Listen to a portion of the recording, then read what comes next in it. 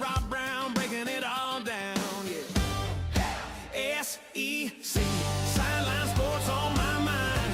Rob Brown calling game time, highlight shine, executive mind. Brendan Martin keeping Rob in line. Like, subscribe, share it, tell everyone. Sideline Sports, y'all come back real soon. Same place, same time, same tune.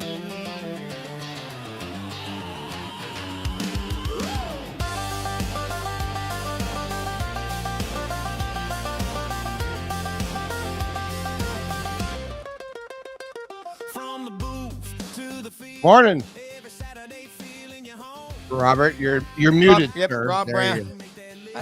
I don't know what it is. I have that Robert, thing on. you're Listen, muted. I'm not now, though. No, you're not. Yeah, I was. Hey, Rob Brown in Memphis and Brendan's down in Ocala. Got a stud show today. What a lineup. Going to have Jason Caldwell, AU Undercover. It's a 247 sports thing, as Chuck Oliver always calls it. Cousin Shane from That SEC podcast joins us. You've probably seen it. Those guys, they have a lot of fun. They know what they're talking about. They're really, really good. Dudley Dawson, moments ago, texted me. He's got the flu, feels horrible. He's out today. Vince Ferrara, the sports animal in Knoxville, will check in. And hopefully Oakley McFerrin, the intern from Auburn, will be on with us. He said they're having some internet issues in his complex down there. But look, do us a favor. Take a picture with your phone. We're live on 8 different channels of Twitter, Facebook, and YouTube. 3 things to remember, and Brendan's right. Share it, like us, and subscribe. That goes a long way, makes this show possible. And as we do it every day, we put out the best content and have the best guests and the best audience. And Jason, welcome aboard. And I was talking to you, one of your colleagues, and he was he was your friend. I mean, Philip Marshall. His loss, we'll never get over it. He, Buddy Martin, those original Skyriders, Tony Barnhart was in that crowd. You're too young. I'm too young. We didn't participate in it. But they ushered in our love for college football and basketball. And, you look at it, you cover Auburn. Auburn fans right now, a lot of them just going crazy about basketball. And I was talking to Franz Beard. He was on the show with us yesterday. He's a great basketball writer. And he said, Todd Golden was 16 and 17 his first year at Florida. You have to build it, and you're taking over for, in this case, your dad. You've never been a head coach before. But is everything still in place for Auburn to continue to have a great basketball program, the best home court environment imaginable, and all that other stuff? Yeah, I mean, this was a team that had issues. Yeah. Bruce Pearl coaching, Stephen Pearl coaching, Yeah. Mike Krzyzewski coaching. It doesn't matter. They had to replace the entire roster. Yeah. And you can't do that. I mean, you look at people will point to Michigan and go, man, look, the Michigan has 4 guys back that played a lot of minutes last year. Yeah. And then they added some really key pieces for those guys from the portal who were their best players, but they had 4 guys back. Yeah. Todd Pettiford's the only guy back. That's it. And you had to pay him more to keep him from going into the draft. Yeah. So you start going, look, when you get 4 guys, you spend a lot of money on 4 guys, you can get 4 really, really good players. Mm-hmm. When you have to get 12 guys, if you go get 4 really good players, you're going to have 4 really good players. That's it. I mean, so they had to go get an entire roster. Yeah. Because of that, they didn't have enough bigs. And that's the hardest one to find. Yeah. It's the offensive tackle and quarterback of the football transfer portal. Everybody wants a guy. Everybody wants them. And you can't find them. And so, I mean, you look at it and go, Keyshawn Murphy's been good. He's not a traditional center, but you don't have a rim protector. And so because of that, you're going to be shy in what you are as a roster. And I think it's showing up for this team. And then you add in a couple of injuries to guys that probably could have helped you. And you have a team that I thought they were going to be between a 7 and a 9 seed this year. And I think that's probably where they'll wind up, somewhere around in there. Yeah. And I think Auburn's 5-5 now in the league. 5 and 6. I can't remember. I know. It's right. the midway point. Yeah. And at least to Vanderbilt last night, 84-76.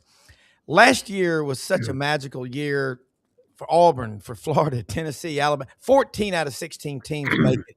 What's the number? And for you, all of you watching, get in the chat room. I want your thoughts. Will the SEC have one team in the Elite Eight or two? And will we have a team make it to the Final Four? What are your thoughts, Jason? I have no idea, because you don't know what it's going to look like when you get in there, and if you have two upsets. I mean, Alabama made it to a Final Four, never played anybody higher than an 8 seed, I think, when they made it. Yeah. You might get that run, or you might have to beat a bunch of really good teams. You just don't know. But I look and you go, Florida's in, Arkansas's in, Kentucky's in, Texas A&M's in, Vanderbilt's in, Alabama's in, Tennessee's in. So I don't know how many schools that is already. 1, 2, 3, 4, 5, 6. That's 7 that I think are shoe-ins. Then you start going, Texas, Georgia, Auburn, Missouri. I think the SEC gets 9 or 10 teams in, which would be darn good. The thing is that I don't know that I still think Florida's going to wind up being like a 3 seed. I think they're going to be up there. Yeah. After that, I think you're going to have a bunch of 6 to 9s. You're going to have a bunch of them. There'll be an 11 in there somewhere. Texas or somebody will sneak in as an 11. You still played enough good teams in the non-conference. The schedule strength's going to be good. This is a depth league this year, and not a top-tier league, in my opinion.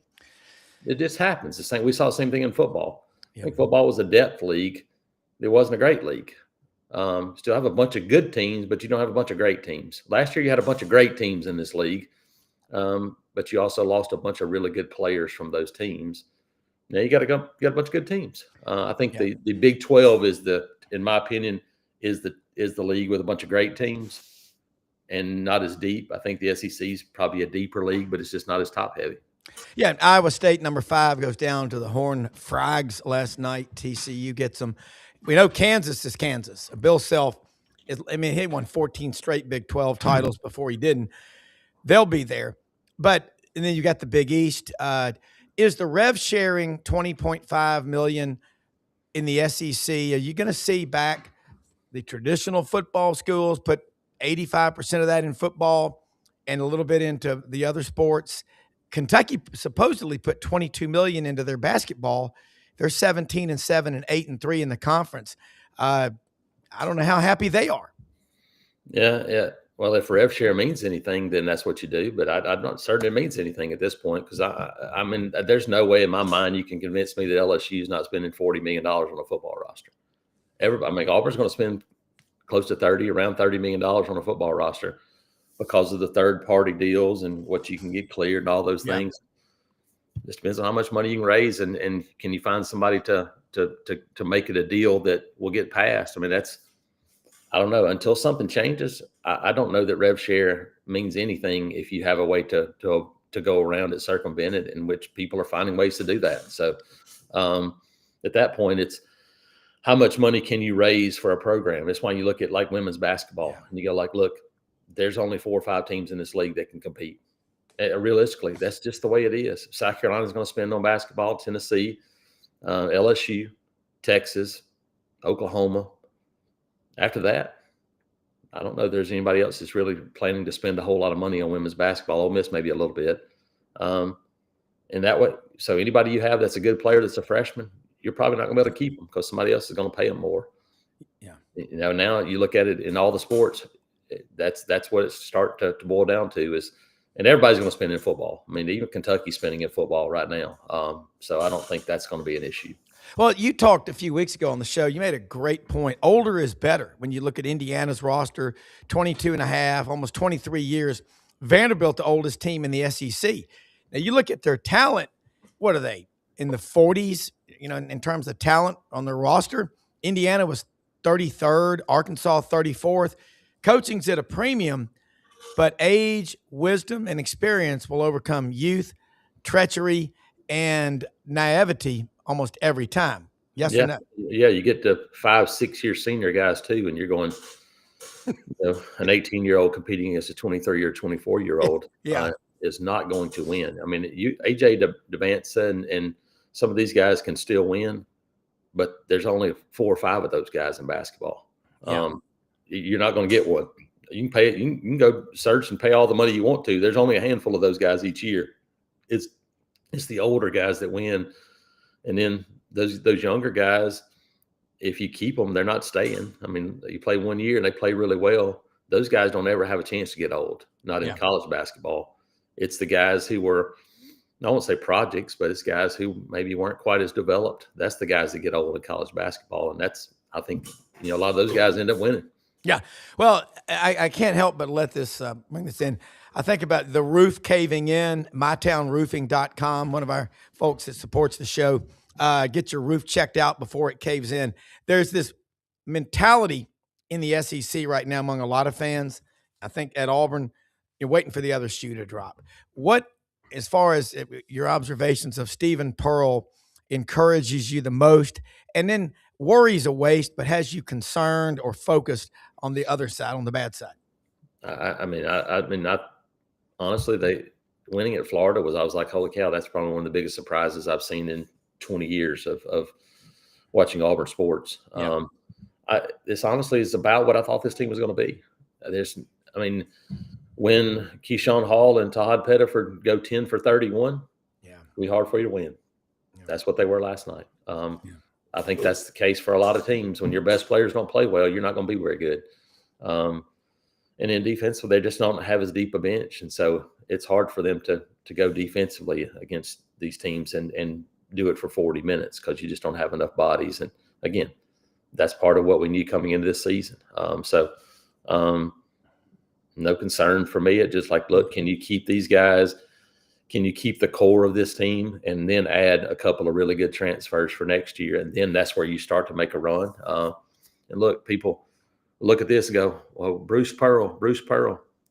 They made 2 trips to the Final Four. Yeah. But they didn't win a lot of NCAA tournament games in between those. Can you do that as a program? Go, look, every 2 years, 2 or 3 years, we're fixing to make a serious run. Be good those other years and hope you can advance. Honestly, like those people were talking about, well, Duke and Arizona and UConn, those teams are only playing 7 guys. Yeah. You're still not that. And Auburn basketball has been good, but Duke has 4 top 15 players in their class every year. Yeah. You don't have those guys. So you're having to do it a different way, and it's been successful. And I think this was a bridge year to try to get to that next year, in my opinion. Yeah, and what is a number on the victories-wise that Auburn has to have to make some side? I mean, NIT, NCAA, you'd have to get really hot, I would think, at this point, and especially win 3 games in the tournament to get. But the fan base is to get an NIT or NCAA bid. The men's basketball? Yeah. Oh no! Auburn's still very much in going to be in the NCAA tournament picture. I bet they would be a 9 or 10 right now. Yeah. Obviously, you got Arkansas this week, but you got Mississippi State. You got 3 or 4 really winnable games, and you've won 5 SEC games right now. Mm-hmm. So you're talking about you win 3 more, that gives you 8. 1 more, 9 and 9, and they played Arizona, Michigan, Purdue, all the teams you play, beat St. John's, beat NC State. You're going to be a tournament team. You just got to get to. I think you got to get to 9, and you've got 5 now, and you've got winnable games ahead. Yeah. So it really answered my question. That's what the standard at Auburn is now. They're mad, but they're still going to most likely make the NCAA tournament. That's it. I mean, you got expectations, but you look. So you're 5 and 6 right now, but you still have.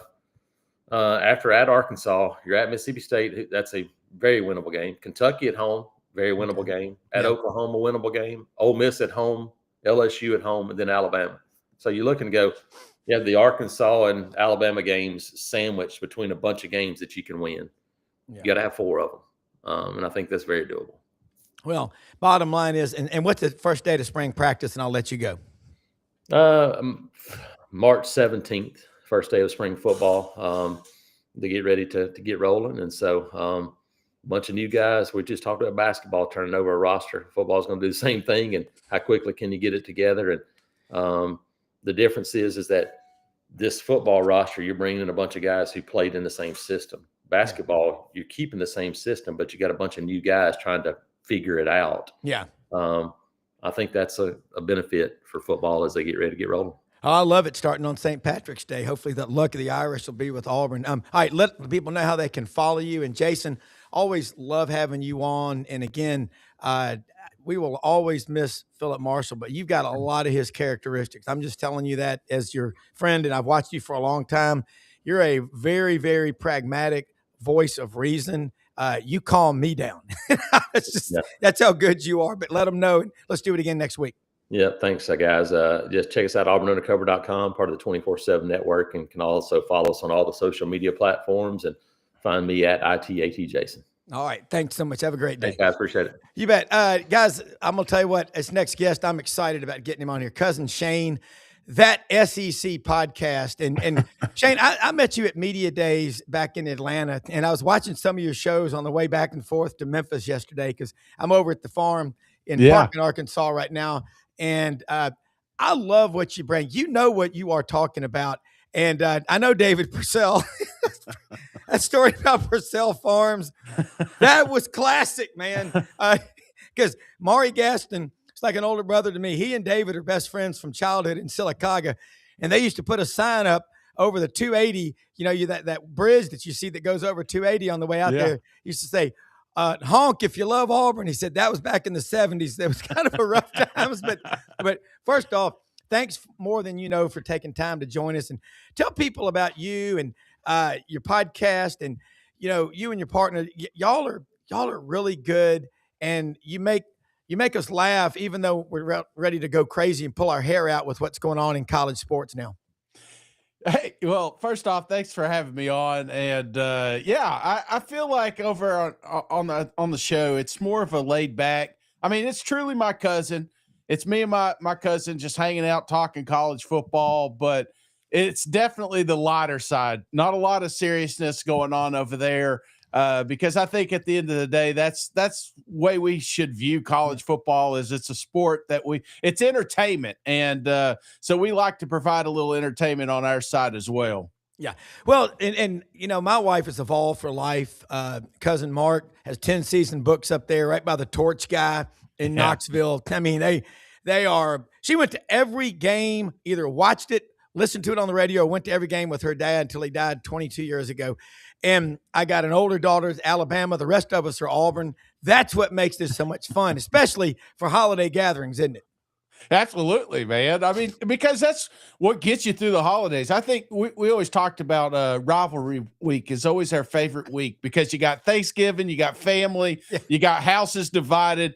But more importantly, you got all that delicious food behind you, So when I think of football, I think of family, and when I think of games like you mentioned Auburn and Alabama, I go back to moments I shared with my family watching some of those games, a Tennessee Alabama game, a Tennessee Auburn game. I remember Cadillac breaking our hearts, coming up here and just kicking our ass. It's just you remember stuff like that, and that's what I love about college football. Yeah, well, and I do too. And I love as growing up in Memphis. And the event better have been planned around. It said football games, weddings, funerals, anything is always good. I'm the son of a sports writer, so I can tell you everything. My dad broke away during my wedding, and I think that's when there was a coaching change at Florida. Urban Meyer left, so my photographer left, and 4 of people at my wedding left. I said, "Where's half my wedding party?" They're back there running the story. That is how SEC football. You know how many fall weddings I've been to? Zero. Yeah. And how many I will plan on going, even if it's my daughters. My daughters know there will not be any fall weddings. Shane, I got married my first time. I've only been remarried about 8 years ago on a Friday, the day before the first ever SEC championship game. And I didn't want to inconvenience people. I was like, let's just have a small family wedding. I don't like those PDAs. That's just me. I'm very private. Yeah. But, and like I said, I've got now 2 girls with Mallory in the remarriage, Alabama. Rest of my other 3 is all Auburn. But man, I live in Memphis. What a melting pot.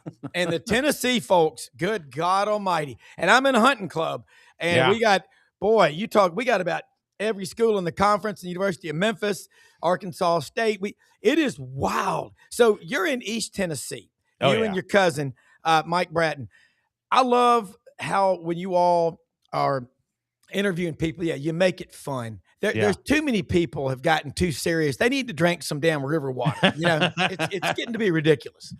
Yeah, I mean, they all kind of go to the same conversation over and over again. NIL, transfer portal, the court side of things, and it's like, I mean, you could get that, but I don't want to talk legal jargon with you. I want to talk what I think's going to happen if this happens. So, but one thing I will correct: Mike's in Nashville. He lived out east. He lived out East Tennessee with me for a little bit. 1 year, I got him back over here, and he said, there is absolutely nothing in this rural town, and I'm going back to Nashville. So he's you're talking about Memphis. That's another one. You come into Nashville, you'd be surprised how many flags you see flying over there. A lot of it's not just Tennessee. There's Vanderbilt now. It's on the rise. You got several teams that are represented in Nashville, but East Tennessee, it's all Vol though. Oh yeah, and I could tell y'all's accents East Tennessee, because you got a different one over in West Tennessee, more of a Delta drawl. Yeah, but, yeah, you're right. And Brendan was, Brendan is a truth broker. He was getting on me last night. He said, "Hey man, let's get back to the games," and he's right. The hell with NIL. Ash Wednesday's coming up. And I'm giving up for Lent NIL. Yeah. I'm gonna try to give up NIL for Lent. Yeah. I like the fact we're reducing things, right? We reduced the transfer portals. I don't know if you heard John Summerall coming out. He was talking about that, saying, "Hey, well, I think a new coach, should get another spring portal." That's like, no. We just got rid of that damn thing. We don't want to bring another one back. So you're just gonna have to suffer with the rest of them. But yeah, I feel like reducing that. Talking about, I mean, it is a big part of college football. Let's don't get twisted here. Yeah. There's a reason that LSU is the third favorite team in the SEC right now, and that's because of that portal. So I just feel like it is a big part of it. But at the end of the day, brother, it's about 11 on 11 on Saturdays and coaching and the fans showing up and the experiences and little Lady Luck. Let's not act like Lady Luck doesn't have a big part of this either. Praying that your kids stay healthy through the spring. Yeah, and that's the thing about it. I've lost track of the amount of business I've done over the years at tailgate parties, and now you've got 90 or 100,000 in the stadium. 60 to 100,000 tailgating that are just there for the event. So a lot of people, they buy season tickets and they can't give their tickets away fast enough because they want to stay out and enjoy the game. Shane, you look around the conference, Alabama fans, we had West Neighbors on yesterday. They think they're doing a great job of spending money and all. But you know what's fun is the history, the traditions, and the heroes. What are the favorite things that we still do in the SEC? Because there's a lot of them that make you love college football and basketball. Yeah, I think tailgates, you mentioned that. That's always a big part. I think also, too, these spring games coming up, I think they're going to be a little more entertaining given the fact that kids can't just leave if they don't get that starting spot, So I feel like it's going to be more about depth chart. But I say that because when I was a kid, I wasn't allowed to go to the big games, if that makes sense. I had to go to the spring games, basketball games, things like that. My grandfather, he did not spend the extra money to bring me and my brother along, but I do miss those because my first experience going down the field, talking to these massive individuals, I was just enamored with the size of them. And that's where I truly fell in love with college football was a spring game. So if you've got an opportunity and most of them are free and you got a kid or grandkid that you want to bring them, because for me, that's some of the memories I go back, because that's where I spent a lot of time with my grandfather was at those games. But yeah, you mentioned tailgate, you mentioned just the college football experience, but also some of the games. I'm telling you, brother, I've been in some killer games, not just Tennessee. I was at year before last, the Oklahoma Mizzou game. Yeah. And we went down and we went to it.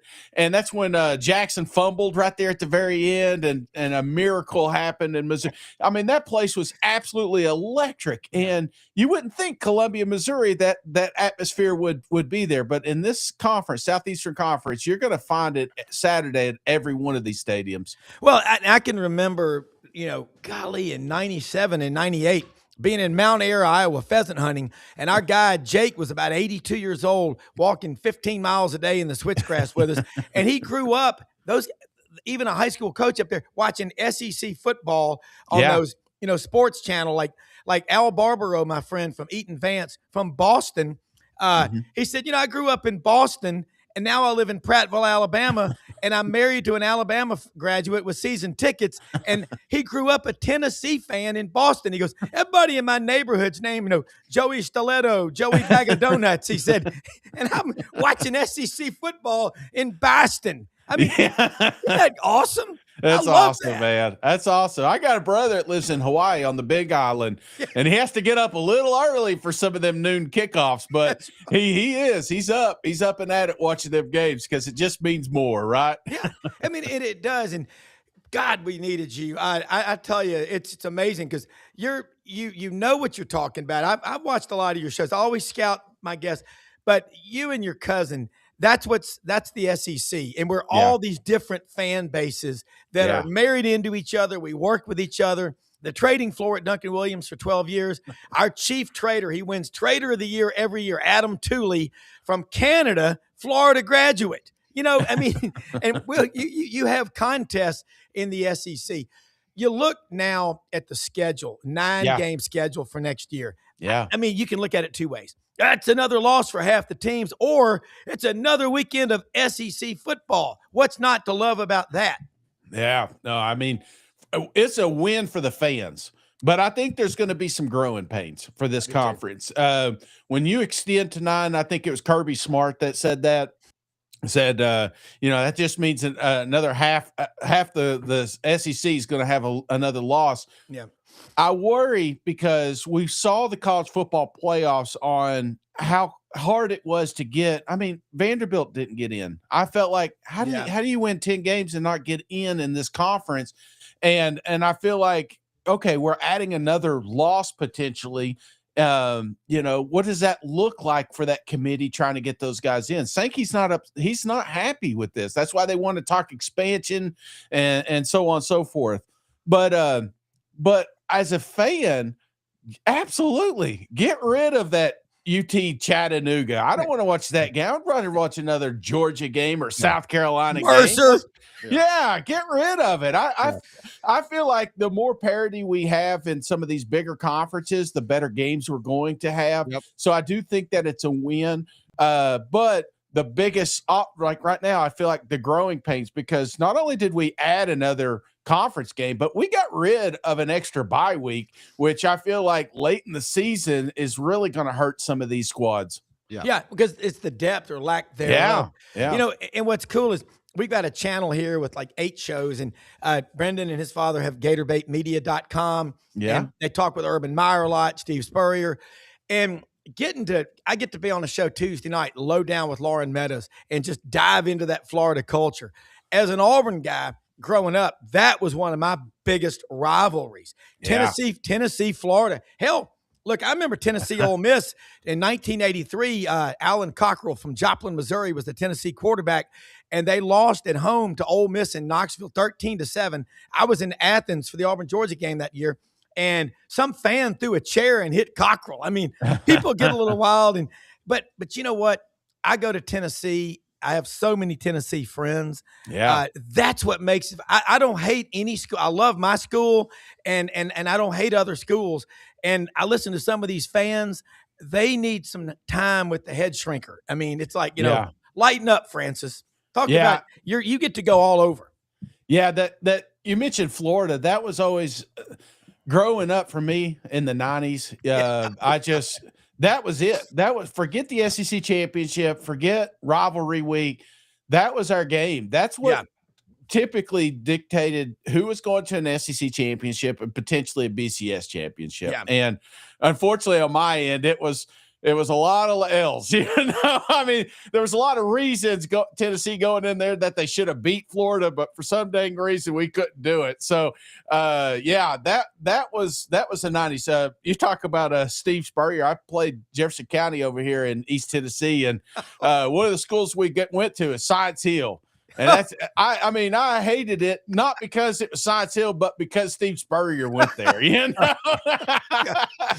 But he, you know what? I got a friend I worked with, believe it or not, when Steve Spurrier came to Ole Miss for his recruiting visit, he took him around. He was, he always remembers that. But you know what else, Shane, is that every year we think, it's the end of time as we know it, the old REM song.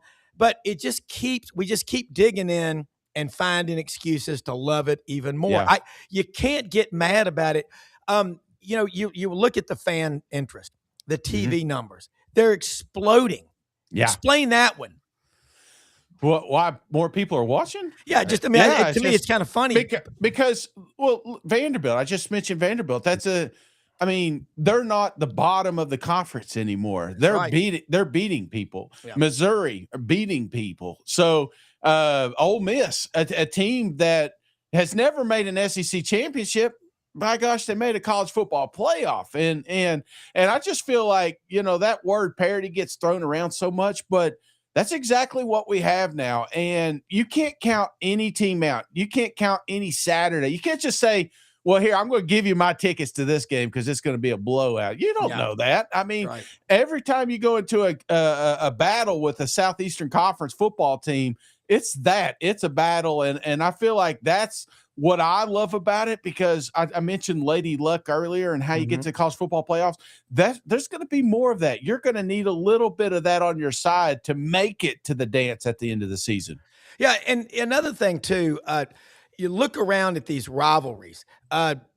People say, well, this rivalry's over. But you know what? Think about Steve Spurrier. He was 11-1 against Georgia, 11-1 against LSU, 9-3 against Auburn. He broke a lot of hearts, but those programs rebounded, and it's the cyclical part of college football. And also, you can be a 6-5 team, and at the end of the year, you beat that big rival. All is forgiven, isn't it? Yeah. And rivals are what you make of it, because I mentioned Mizzou and Oklahoma. Oklahoma didn't want to call that a rival. Mizzou didn't. They wanted it to be a rival, but you play a couple of tight games, then all of a sudden it becomes a rivalry, And I do like.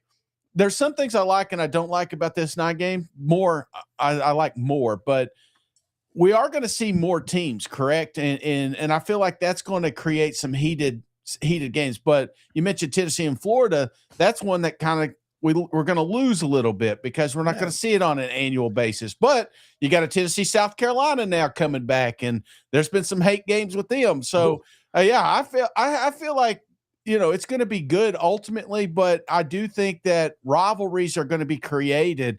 I like this Texas Georgia thing. Hell, they're not. They've been on schedule, but they keep meeting up, and it's just a fun game. Texas just can't get over them, so now it's become a little bit of a rivalry. So I'm looking forward to what rivalries will be created here in the next couple of seasons. Yeah, and the Texas and Oklahoma fans.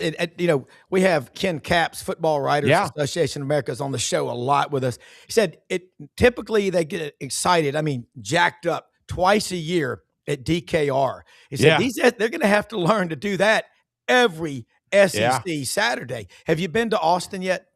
No, I haven't. Mike's been down there. We're planning on going down. There's a couple of games we're looking at. We try to do a couple every year, and maybe we'll get down to Texas. They got a tough schedule this season, so there'll be plenty of opportunities. But I've not got to do it yet. But I've been close. We went to Dallas Media Days, and I got to experience a little bit. That's as Texas as I got, but I did get to try the barbecue, and the fans were there loud and proud. So it was good seeing them, but they're ready, man. And you talk about somebody's ready to win. Arch Manning coming back. They got all their players that they want. Steve Sarkisian, The Last Dance. Yep. There's a lot of folks down there in Austin think that this is their year to make that run. Yeah. I got to ask you, over your shoulder, you got some bottles over there. Now look, at the Cherry Farm Hunting Club, Jack Daniels is the drink du jour. Now one of our alphas for Lent is giving up Jack Daniels. He said, if you own any stock in Brown-Forman, you may want to sell that off now. But talk about that. I love your set, Shane. Yeah. So a lot of this is Kentucky bourbon, and one of the rivalries that I love, especially at peak Mark Stoops era, was the Tennessee Kentucky game. Well, that game they used to have the beer barrel, if you recall. Oh yeah. Well, they removed it, and I understand the situation, but I do think that we should probably bring it back, right? Yes.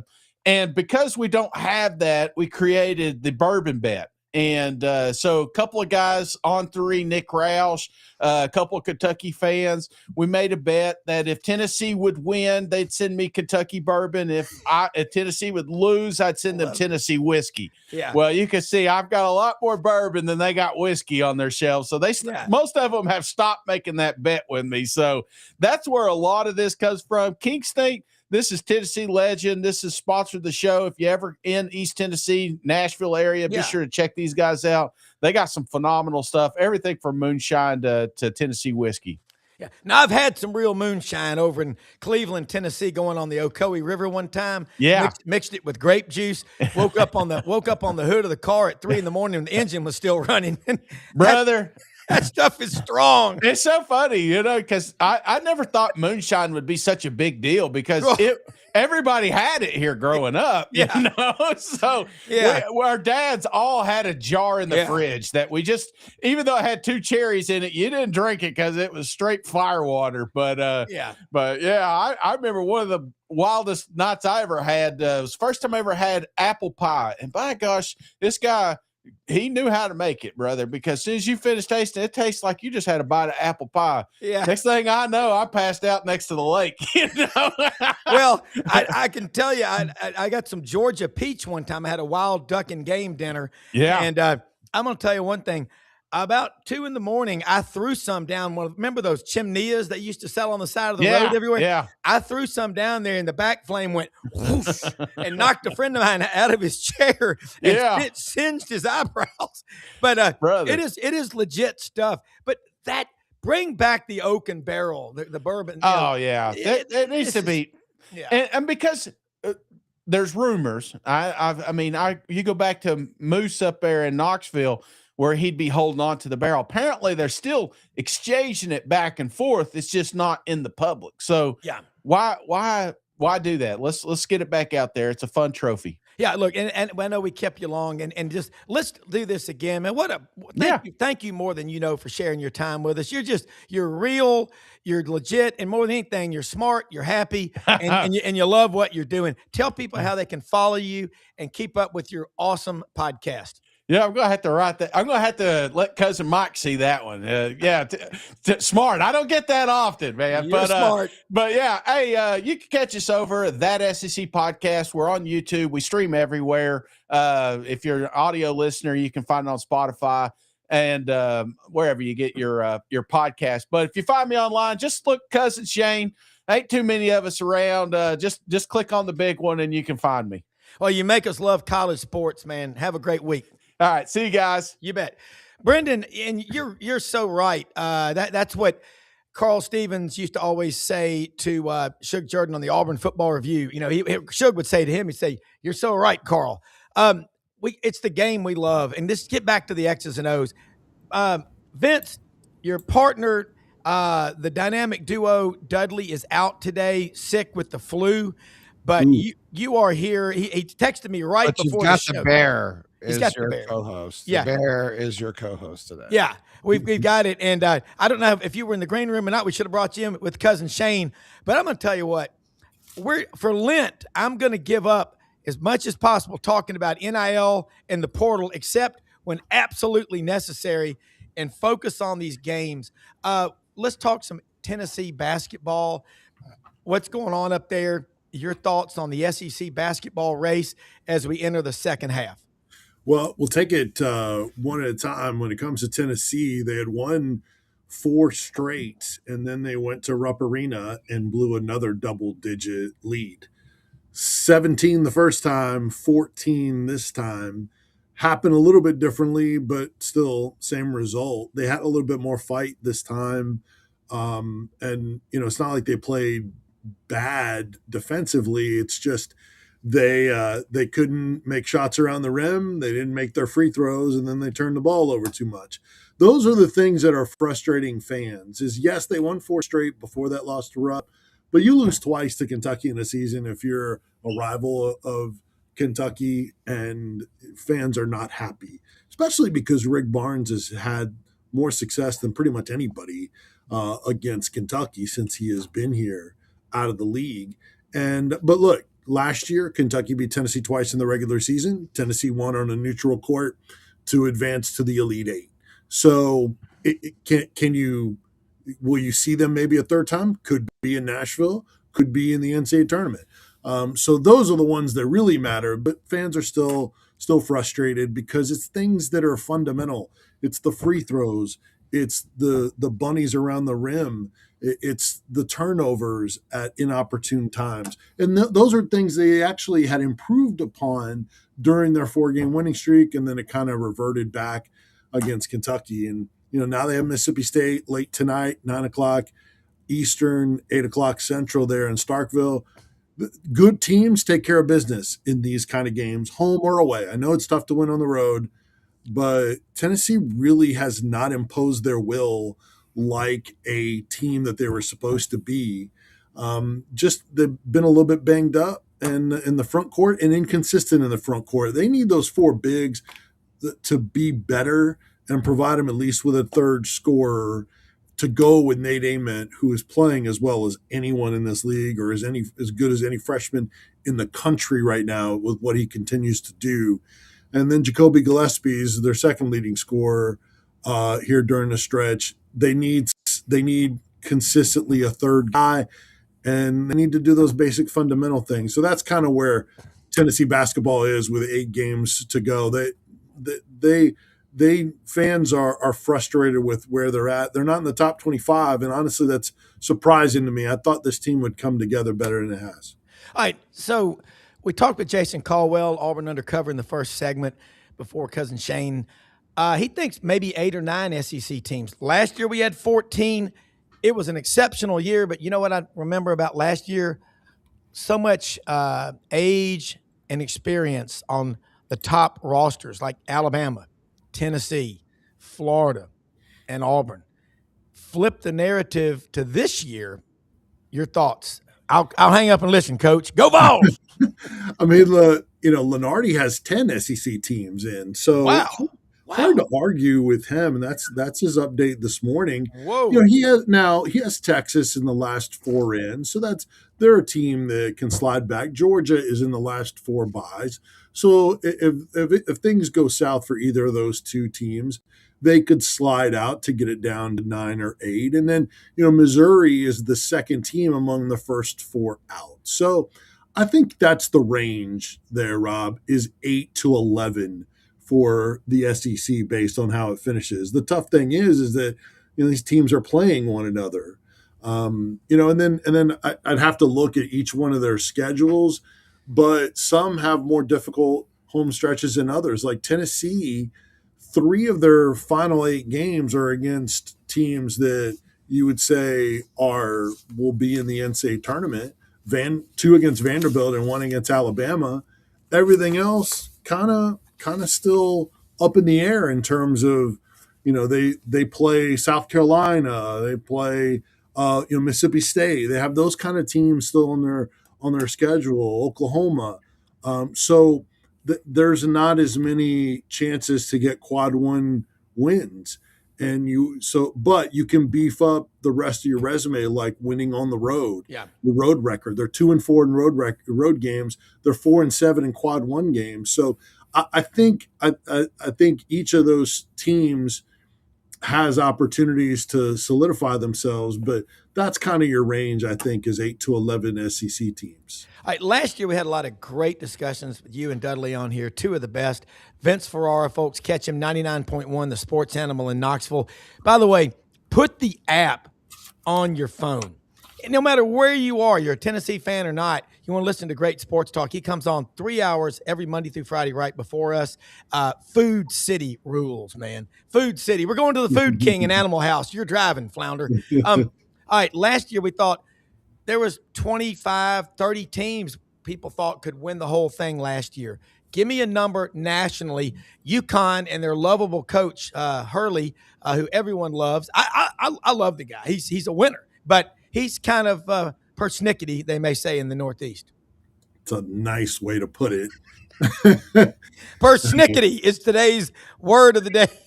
I don't know why a guy in that position, and he admits like his wife does everything for him, and like I don't know why a guy in that position wouldn't be happier. Now I get there's plenty of headaches and being a coach in college athletics, but man, it's not like they still don't have resources and find ways around it and still win and all that kind of stuff. But anyway, to answer your question, when I look at I think it's in the teens, right? I think it's probably in that 11 to 12 range. But to me, there are certain teams that look different. Like when I watch the highest ranked teams, the Arizonas, the Michigans, even some other really good teams in the Big 12 and in the Big 10. Those are your two best conferences, in my opinion, or at least the ones that are best at the top with the most national title contenders. They look different to me than others. Just the way they play, the way they carry themselves. Florida is obviously the best chance to win it out of the SEC. I don't know if there's another national championship contender in the SEC. I think there's some teams that can win some games in the NCAA tournament, but I think it ends at Florida in the SEC. Even though they'll get a bunch of teams, I don't think there's national championship teams in this conference. I think there's a bunch in the Big 12 and a bunch in the Big 10, and obviously, with Duke in the ACC. I think it's kind of going the way of football, where the Big 10 and Big 10 is similar to football. And, maybe win a national championship, and then the Big 12 is an awesome basketball league too. So I would say, 11, 12, but a lot of those are going to be Big 10, Big 12. All right. Every Monday through Friday, you're on 3 hours before you come on here. What are the hot trending topics among the Vol fans right now that are most pressing and that y'all are talking about the most? Just curious. Well, a couple of things. One, we had news. It hasn't really been. It's hard for people to react to it. It's not like a ongoing conversation. But Tennessee lost one of its new defensive hires in Michael Hunter, who came over from Ohio State to Jim Knowles' staff, and he accepted a position with the Rams. So the Rams hired him away to be an assistant Beast coach. He was going to be and started to be Tennessee's cornerbacks coach. So didn't last long on the job, a month or so. He was brought in for a reason because he was aligned with Jim Knowles. He was another guy that worked with Knowles at Oklahoma State and Ohio State, so he could pass along the do's and don'ts and be on the same page with him with the players and helping with that transition, because so many people have talked about Jim Knowles and how it takes a second year. Having those coaches familiar with the system, having the players familiar with the system should help in that transition, and you lose one of those pieces. There's other guys, but and they brought in like 4 corners too, so they recruited heavily out of the portal with this guy, and now he's not there. But players, aren't going anywhere because there's no open. I'm sure they have a list of other guys that they really liked that they didn't go with, so they should make a hire. But it is tougher to find a coach at this point, and we'll see when they do prior to spring practice. So that was some football news. The other big thing is the Lady Vols, and Kim Caldwell, you guys might have seen, was extremely critical of her team after they had the worst loss in program history and just getting destroyed by South Carolina by over 40 points. And she said, I have a team that quits and doesn't fight when things go bad, and was just really, really critical. Even Dawn Staley was asked about Kim Caldwell's comments, and she said, a little bit of advice I would give her is to not say that publicly. But Kim Caldwell very frustrated that her team didn't have more fight. And then also the reason why this has kind of resonated more is because now for the first time, fans are starting to be critical of Kim Caldwell. And you're hearing from LVFLs that are speaking out, former Lady Vol players that are speaking out saying, no, this is not on the play. This is on you. It's your responsibility as a coach. And you can just tell the frustration from Kim Caldwell and saying, hey, it's on them. It's when they decide that it matters. It's important to them. I need leadership for my players. She's always been very honest. And I think that is a very appealing part of what she has done. She's had great success, but then here in 3 of the last 4 games, they've taken L's. They played a first half against UConn at their place that was as impressive as anything we've seen. Yeah. And that wasn't that long ago. But then it disintegrated in the second half. UConn won by 30.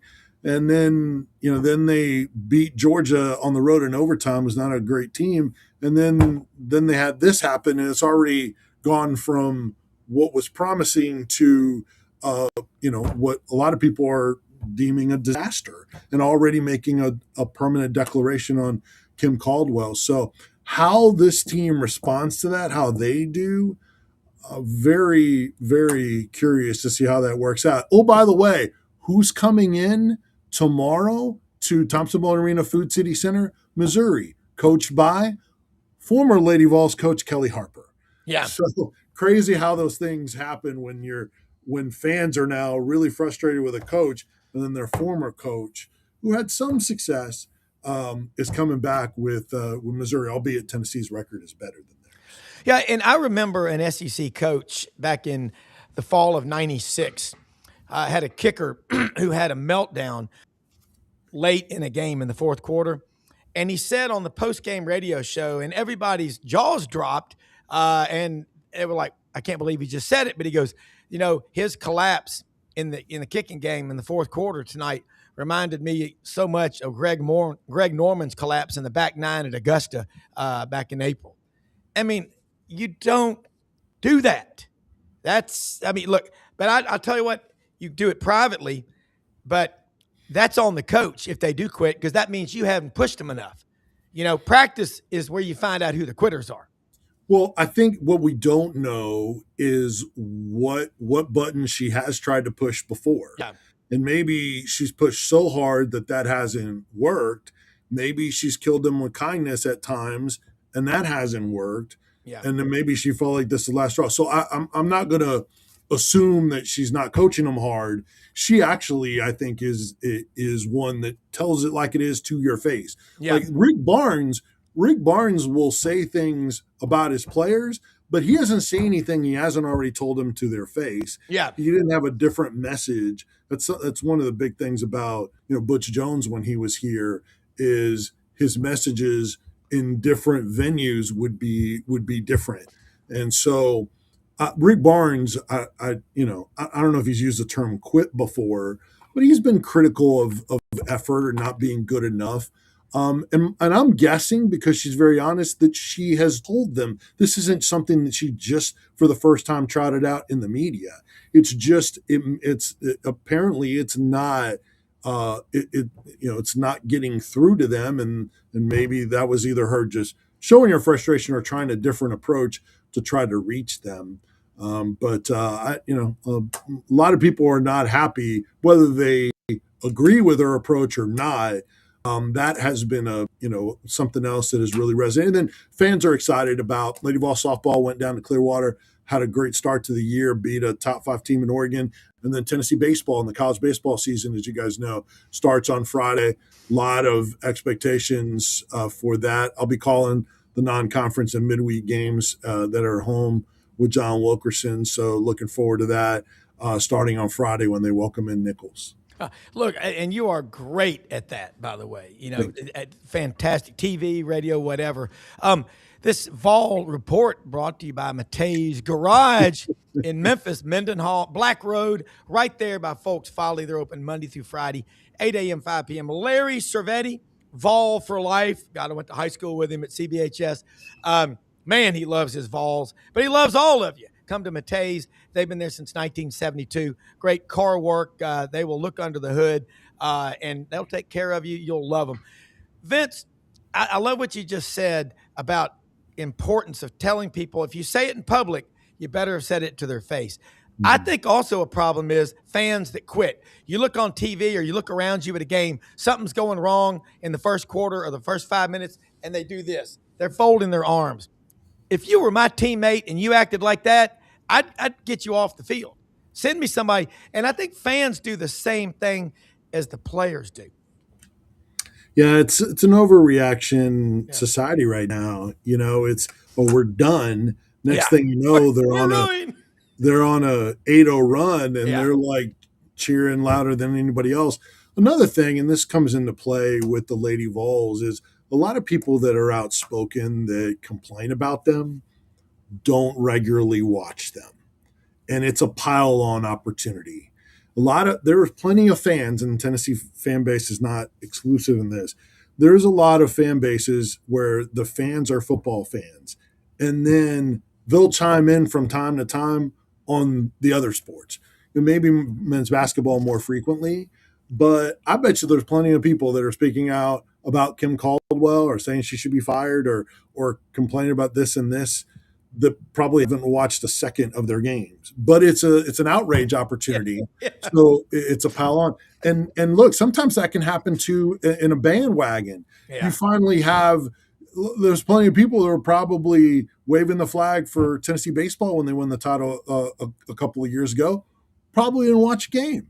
But here's a chance for me to say, hey, go Big Orange. And again, that is something that a lot of fan bases do because football dominates so much. And then you have the quick reaction, positively or negatively. There's that yo-yo, and with that comes a lot less patience for coaches and for players when they don't perform in today's world. All right, last question. It's a serious one before you go. Best Italian dessert and where to get it if you're ever in Knoxville. Best Italian restaurant. Well, Italian dessert is cannoli. Yeah. That is my personal favorite. There's plenty of them. The best place to get them? I don't know. I can't think of. I've gotten them. Some grocery stores do an okay one, but it's not anything close. Like if I can find anyone that can come close to not ruining a cannoli, I'm all in for it. But in terms of restaurants, I don't recall one that has cannoli. Like there's some that have desserts, but I have not found one with cannoli with that favorite. So there's some good Italian restaurants in town, but there's some that have closed. Unfortunately, there's not the depth of them that there is in some other communities. Well, we got them like right over my shoulder here, Vanelli's Deli. You got to come to Memphis. I'm taking you there. Charles Vanelli. Man, his grandfather came here in 1901 from Italy, and they've got recipes that go back to 1910s at the restaurant. It's a deli, but incredible food. Vince, thank you so much, and let's do it again next week. The sports animal, he is the man, Vince Ferrara in Knoxville. All right, you got to get out. Look over my shoulder. LandersFordMemphis.com. Poplar and Houston Levy, where Germantown and Collierville meet. Get out there. Ask for Brad Bellamy, the general manager. They make it easy. Also, Poplar, Houston Levy at Mount Moriah and I-240 right there, the old iconic location. I-240 Mount Moriah. Hey, hempforpros.com. You got aches and pains. You got trouble sleeping. These gummies absolutely work, okay? And you got the promo code. You see it right there at checkout for 25% off. They ship out that day. And remember, Hewlett & Dunn right down the street, boot and clothing company, open every day except Sunday. HewlettandDunn.com. All your boots. Barber, Filson, you got it. And remember, My Town Roofing. You got to get your roof looked at. Do it before it caves in. Brendan can tell you storms come. They don't know when you had your roof worked on. MyTownRoofing.com. Corey Carter, Major Fusel, Chris Fiedler. These are great people to work with, and their crews are phenomenal. Hey, most often, the face of Christ and the least among us. Brendan Martin, I'm Rob Brown. Have a great day. Share us, like us, and subscribe.